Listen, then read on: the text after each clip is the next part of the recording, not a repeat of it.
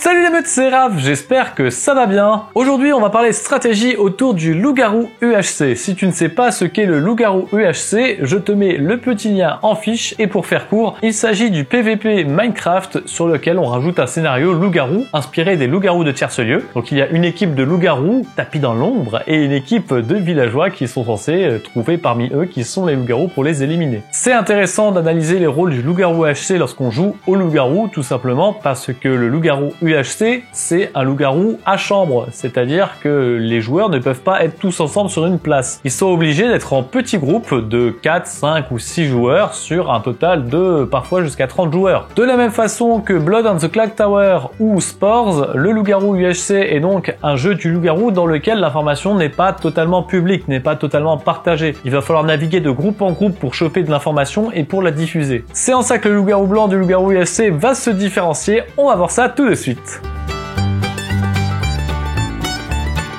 Donc tout d'abord, le loup-garou blanc en UHC, qui est-il? Que fait-il? Tout comme dans le loup-garou de Tierce-Lieu, le loup-garou blanc est ennemi au camp des loups-garous, mais il est considéré comme faisant partie de l'équipe des loups-garous. Il est donc l'ennemi du village, mais il est donc aussi l'ennemi des loups-garous qui ne savent pas qui parmi eux est le loup-garou blanc. Tout comme les loups-garous classiques en UHC, le loup-garou blanc dispose d'un bonus de force pendant la nuit. Cependant, le loup-garou blanc a un autre bonus, il profite de 10 points de vie supplémentaires, c'est-à-dire 5 cœurs. En contrepartie, comparé à un loup-garou classique, il ne dispose pas de pouvoir de mort spécial qu'il pourrait utiliser contre ses potes loups-garous.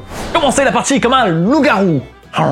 Au début de la partie, les loups-garous s'entendent sous nombre. Jouer la carte du gentil n'est donc pas forcément la meilleure des stratégies. En fait, lorsque vous êtes loup-garou blanc, il faut vous comporter comme un loup-garou classique. Donc si classiquement vous vous incrustez dans les équipes de gentils pour les trahir plus tard, ça peut être un point intéressant. Mais si vous êtes plutôt du genre à jouer en meute, là aussi, il faut le faire. En clair, vous jouerez de la façon dont vous êtes le plus efficace en tant que loup-garou simple. Si vous adaptez votre stratégie en début de partie en tant que loup-garou blanc, le problème c'est que vous risquez de vous exposer. Par exemple, vous pouvez penser qu'en tant que loup-garou blanc, ça peut être une bonne idée de montrer patte blanche. Vous allez donner sur un plateau d'argent le nom de quelques loups-garous, attaquer des loups-garous avec des groupes de villageois de façon à ce qu'ils aient confiance en vous. Le problème, c'est qu'en ayant cette attitude, les villageois ne sont pas dupes, ils savent qu'il y a un loup-garou blanc, donc ils vont essayer de trouver un moyen de vérifier si vous êtes gentil ou méchant, donc vous risquez d'attirer les rôles de voyance sur vous. Et même sans aller jusque là, vous ne pouvez pas maîtriser à quel moment un rôle de voyance va essayer de vérifier si vous êtes loup-garou ou non. Donc jouer la carte du loup-garou qui coopère 100% avec les gentils n'est absolument pas la bonne piste. Attention, je dis pas que ça marche jamais, je dis juste que statistiquement ça a moins de chances de fonctionner. En début de partie, de toute façon, les deux camps sont vos ennemis. Éliminer un villageois a autant de valeur qu'éliminer un loup-garou. Donc si vous jouez plus la carte du loup-garou qu'élimine les villageois, après tout c'est pas si grave. Utilisez la stratégie de l'équilibre.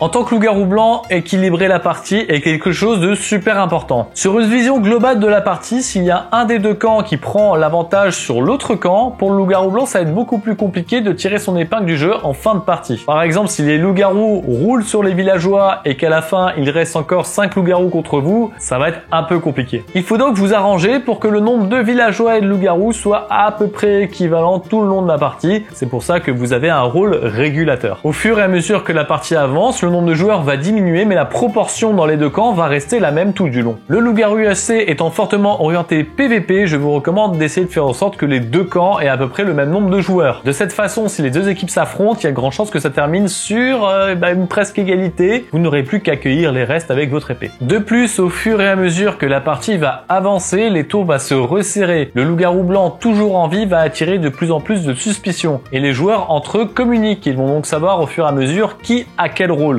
Vous aurez donc de plus en plus de chances que les gens connaissent votre propre rôle, c'est-à-dire le loup-garou blanc. Maintenir l'équilibre, c'est de faire de vous une moindre menace, un allié potentiel. Par exemple, 3 villageois contre 3 loups-garous. Peut-être pourraient-ils compter sur vous pour taper les loups-garous, donc ils vont pas forcément faire de vous votre adversaire premier. S'infiltrer est risqué. J'ai envie d'attirer l'attention sur quelque chose d'important dont j'ai déjà fait part en début de vidéo. S'infiltrer est quelque chose de très risqué. En tant que loup-garou, votre cerveau aura tendance à se sentir mal, à culpabiliser. Il aura envie de montrer patte blanche. Il n'est pas rare donc de voir un loup-garou s'approcher des gentils, essayer d'obtenir la confirmation qu'on le considère comme quelqu'un de gentil. Un loup-garou aura donc tendance à poser des questions plutôt que d'agir et prendre des décisions. Par exemple, pour qui va-t-on voter? En tant que loup-garou blanc, c'est encore pire. Vous avez tout le monde qui est contre vous. Vous devez vous infiltrer dans les deux camps à la fois. Avec les villageois, vous allez avoir tendance à en faire vraiment beaucoup trop et c'est pour ça que s'infiltrer n'est pas forcément une bonne idée. Votre cerveau va être tenté de jouer la carte de la coopération à fond. Vous connaissez la liste des loups-garous, vous allez donc être tenté de les attaquer un petit peu trop facilement,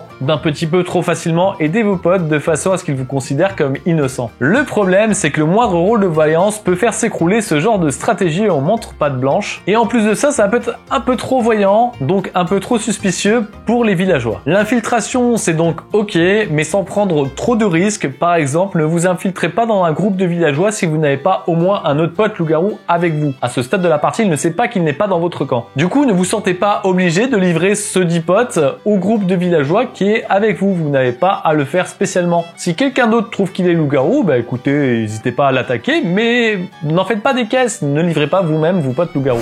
Trahir la nuit! En tant que loup-garou, vous avez le droit à un bonus de force la nuit, ce qui fait que vous allez taper plus fort. Il est donc plutôt recommandé de trahir la nuit. Pourquoi? Si jamais vous vous retrouvez seul avec un autre loup-garou, trahir la nuit va vous permettre de mettre l'adversaire KO plus vite. Alors oui, certes, l'autre loup-garou a aussi un bonus de force, mais vous allez l'éliminer beaucoup plus vite vu qu'il n'a pas de bonus de résistance. Il y a donc moins de chances, par exemple, qu'il s'enfuit. Vous allez peut-être réussir à le mettre KO avant qu'il ne puisse partir. Ou alors la course-poursuite va durer beaucoup moins longtemps vu que vous le mettrez KO beaucoup plus vite. Cela peut vous permettre par moment d'éliminer des loups-garous en un contre un sans qu'il n'ait la possibilité d'alerter ses potes. Trahissez la nuit également lorsque vous comptiez trahir en groupe. En effet, une des bonnes stratégies du loup-garou blanc consiste à trahir les loups-garous au dernier moment dans un grand combat final contre les villageois. De cette façon, le rapport de force qui a l'avantage des loups-garous se retrouve un peu inversé et normalement le loup-garou blanc doit être capable de cueillir tous les survivants avec son épée. Cette chose-là, faites-le de préférence la nuit. Certes, les villageois auront un désavantage contre les loups-garous, mais vous allez mettre KO plus vite les loups-garous justement qui menacent un peu trop le village. À ce moment-là de la partie, l'effet de surprise est garanti. Souvent le loup-garou aura pris quelques coups d'épée avant de réaliser que vous êtes l'auteur des coups. Potentiellement, dans la mêlée, vous allez éliminer un loup-garou sans que personne ne s'en aperçoive vraiment. Mais pour ça, il faut que votre meurtre soit rapide, donc il vaut mieux que vous ayez votre bonus de force pour réussir à trahir les loups-garous efficacement. Cela vaut également d'ailleurs pour une trahison dans un groupe de gentils. Prendre le bonus de vie pour un sursis. En tant que loup-garou blanc, vous avez en effet 5 heures en plus, ça vous fait 10 points de vie supplémentaires dans Minecraft, c'est relativement énorme. Vous allez donc être tenté de vous lancer dans des combats 1v1 que vous pensez gagnants parce que vous avez beaucoup plus de vie que l'adversaire, que vous pouvez le harceler pendant que lui est obligé de se soigner. Le problème, c'est que de ces combats, vous allez en sortir perdant sur le long terme. En effet, 5 heures supplémentaires, ça vous demande 3 pommes d'or supplémentaires pour les soigner, et ça va vous coûter très vite, très cher. Prenez donc ces 5 points de vie supplémentaires comme un bonus, un sursis qui va vous permettre de fuir au moment où ça ne va pas. Jouez comme si vous aviez seulement 10 points de vie. Les 5 points de vie supplémentaires vont vous servir à vous enfuir au moment où ça sent le roussi. En clair, vous remplacez votre mort par une fuite, ce qui peut être tout aussi bien. Bien entendu, ne faites ça que lorsque c'est possible. S'il y a un duel que vous êtes sur le point de gagner et que vous enfuir vous met dans la mouise, alors ne vous enfuyez pas, bien entendu, terminez le duel jusqu'au bout. Mais globalement, ce que je veux dire, c'est que ne prenez pas ces points de vie pour un acquis qui va vous servir en combat. Servez-vous-en comme un sursis qui va vous permettre de survivre dans les situations compliquées. Cela vous évitera par exemple de vous lancer dans des combats qui seraient perdants si vous aviez 10 points de vie, parce que ça va vous coûter beaucoup trop cher en pommes d'or pour vous régénérer totalement à la fin de ce combat. Voilà, j'espère que ça t'a plu. N'hésite pas à dire en commentaire ce que t'en penses, les stratégies que tu pourrais proposer, et surtout, donne-nous un autre rôle qu'on pourra analyser pour une prochaine vidéo stratégique sur le loup-garou UHC et le village Chandor.